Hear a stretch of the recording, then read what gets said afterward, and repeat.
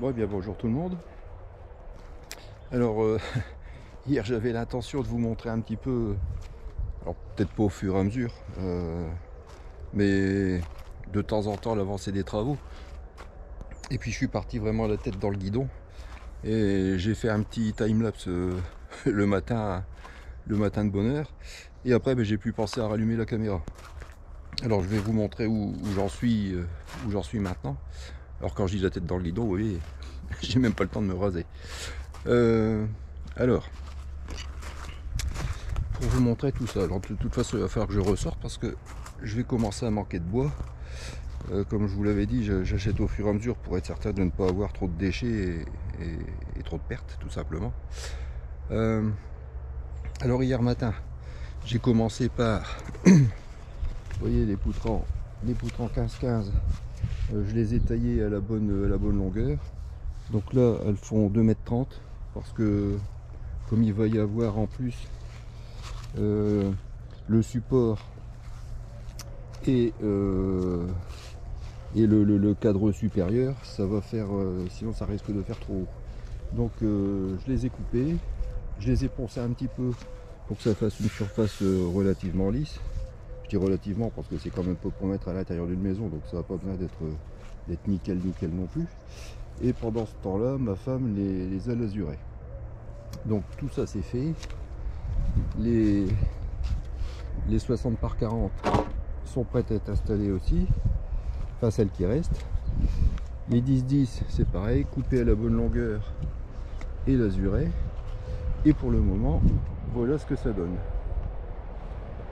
Alors là elles sont posées simplement, j'ai mis mes pieds, vous voyez, de chaque côté.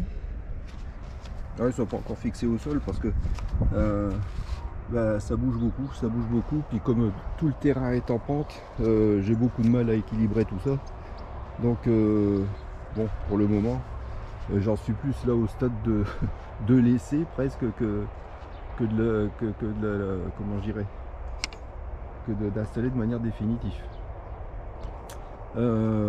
Pour éviter que ça bouge hier soir, parce qu'il y a des moments j'étais tout seul, et puis vous voyez, j'ai même mis des petites ficelles pour m'aider à équilibrer la poutre et qu'elle ne me retombe pas dessus. Je l'ai attachée au chalet avec des petites équerres, comme ça là je suis sûr qu'elle est de niveau sur toutes les faces. Pareil de ce côté là, j'ai commencé le cadrage. Là je vais me reculer un petit peu. Et de ce côté-ci même, vous voyez, pour éviter que ça tombe, c'est même attaché à la remorque. Alors ce matin, alors vous voyez, quand je dis que c'est pas que le terrain n'est pas plat, hein, regardez par rapport à la remorque, on a l'impression que tout est de biais et pourtant la poutre est de niveau. Hein. Donc vous voyez mon souci hein, quand il faut arriver à caler tout ça.